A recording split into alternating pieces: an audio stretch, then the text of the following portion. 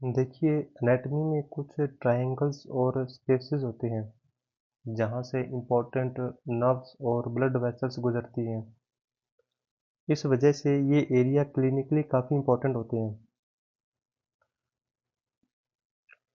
इनमें सबसे पहले है ल्यूम्बर ट्रायंगल। इस ल्यूम्बर ट्रायंगल को ट्रायंगल ऑफ पेटिट भी बोलते हैं। यह बैक साइड में एक छोटा ट्रायंगुलर वीक एरिया होता है। इसकी बाउंड्रीज की बात करें तो मीडियल साइड में लैटिस्मस डोर्साई यानी कि ये मसल, और लेटरल साइड में एक्सटर्नल ओब्लिक मसल यानी कि ये मसल, और यहाँ पर देखें तो एक्सटर्नल ओब्लिक मसल, और नीचे की तरफ इलियक क्रेस्ट।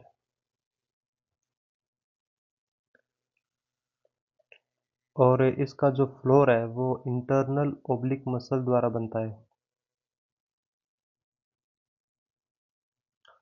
देखिए, अगर यह एरिया स्ट्रक्चरली थोड़ा वीक होता है, इस वजह से यहाँ से एब्डोमिनल कंटेंट्स बाहर की तरफ निकल सकते हैं, जिसको ल्यूम्बर हर्निया बोलते हैं।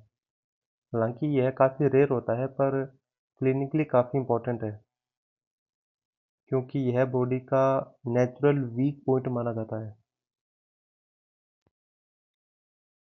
नेक्स्ट है ट्रायंगल ऑफ ऑस्कल्टेशन। ये बैक पर पाया जाने वाला एक छोटा पर काफ़ी क्लिनिकली काफ़ी इम्पोर्टेंट और यूजफुल ट्रायंगल है। इसकी बाउंड्रीज की बात करें तो मेडियल साइड पर ट्रेपेजियस मसल,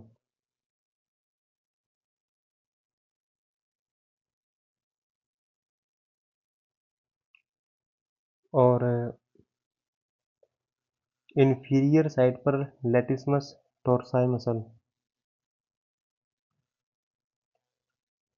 और इसकी लेटरल साइड पर स्कैपुला का मेडियल बॉर्डर, और इसका फ्लोर रोम्बोइड मेजर मसल से बनता है।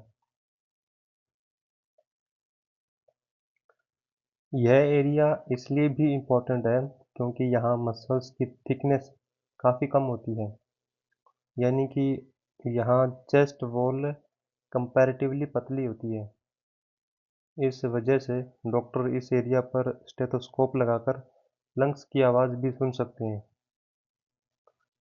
लंग्स की आवाज़ सुनने को ही ऑस्कल्टेशन बोलते हैं, और इसी वजह से इस ट्रायंगल को ट्रायंगल ऑफ ऑस्कल्टेशन बोला जाता है, क्योंकि यहीं से लंग्स की आवाज़ क्लियरली सुनी जा सकती है।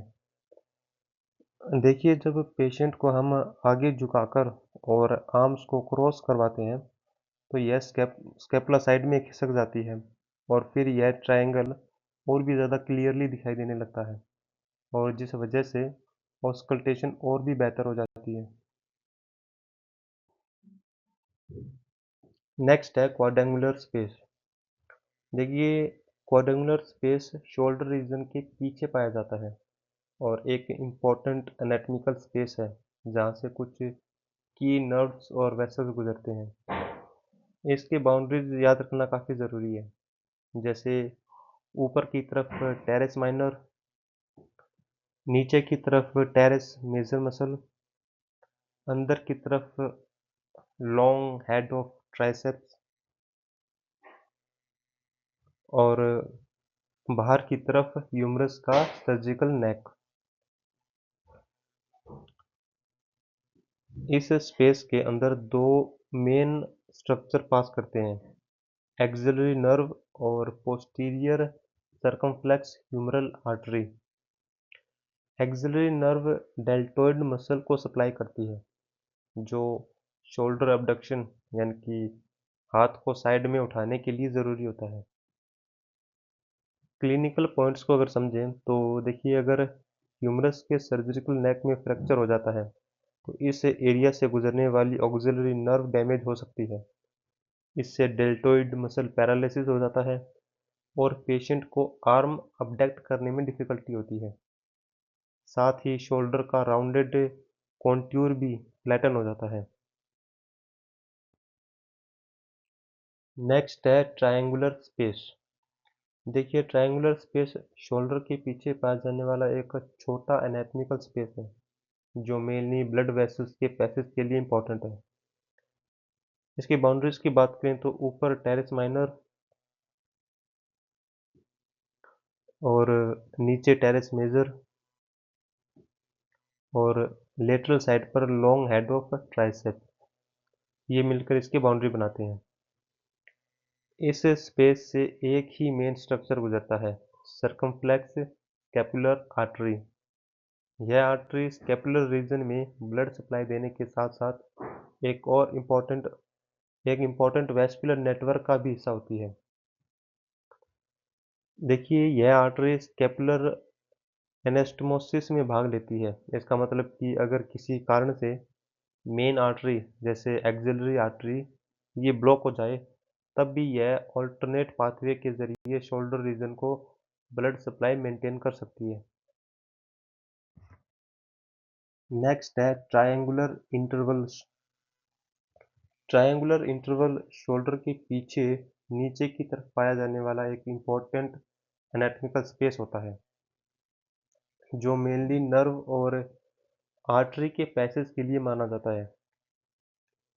इसकी बाउंड्रीज की बात करें तो ऊपर टेरेस मेजर, अंदर की तरफ लॉन्ग हेड ऑफ ट्राइसेप और बाहर की तरफ ह्यूमरस का शाफ्ट, ये तीनों मिलकर इसकी बाउंड्रीज बनाते हैं। इस स्पेस में दो इम्पोर्टेंट स्ट्रक्चर पास होते हैं, रेडियल नर्व और प्रोफुंडा ब्रेकाई आर्टरी। रेडियल नर्व जो होती है वो पूरे पोस्टीरियर कंपार्टमेंट यानी कि ट्राइसेप आदि को ब्लड सप्लाई करती है, सॉरी नर्व सप्लाई करती है और आगे जाकर फोरआर्म और हेड की एक्सटेंशन मूवमेंट को कंट्रोल करती है। अब इसके क्लिनिकल पॉइंट को समझिए। देखिए अगर ह्यूमरस के मिड शाफ्ट में फ्रैक्चर होता है यानी कि यहाँ पर कहीं पर फ्रैक्चर होता है तो रेडियल नर्व इंजरी का खतरा रहता है क्योंकि यह नर्व इसी रीजन के पास से गुजरती है। इससे पेशेंट में रिस्ट ड्रूप यानी कि हाथ का लटक जाना ये चीज़ें दिखाई देने लगती है।